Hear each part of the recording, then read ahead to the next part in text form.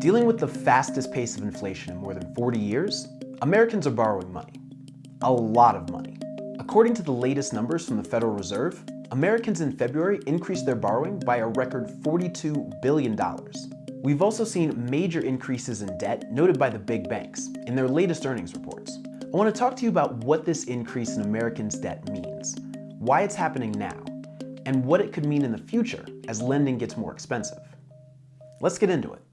During the pandemic, Americans paid down debt and increased savings at a historic pace, but that trend is reversing. The Fed's latest report showed that in February, consumers took on almost 5 times as much credit as they had the month before, and more than double what economists had predicted. JP Chase, Wells Fargo, and other banks have also reported significant jumps in consumer borrowing, and credit card spending rose by at least 20% in the first quarter at each of the big 4 banks. This suggests Americans have spent a chunk of the money they put away following the coronavirus lockdowns of 2020, and may be borrowing to keep up. Americans saved a record 34% of their disposable income in April 2020, and they put away $2.7 trillion in excess savings between then and the start of 2022, according to a report from ratings agency Moody's. But in February, the personal savings rate dropped to 6.3%, which is lower than the 10-year average before the pandemic. Unlike at this time last year, in 2022, there hasn't been a big government stimulus to infuse cash into consumers' pockets.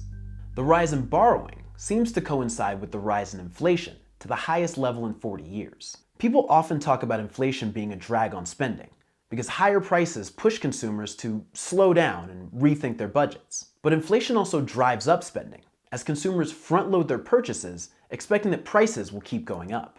And it's not just the fun stuff that's gotten more expensive. Earnings reports showed some credit card spending is going towards vacations and nice dinners. But a lot can be attributed to higher prices for big-ticket items like cars, and everyday expenses like rent and gas.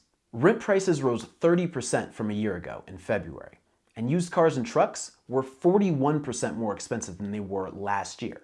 Even though worker pay has risen at a historically high rate of 5.6%, that's well below the rate of inflation.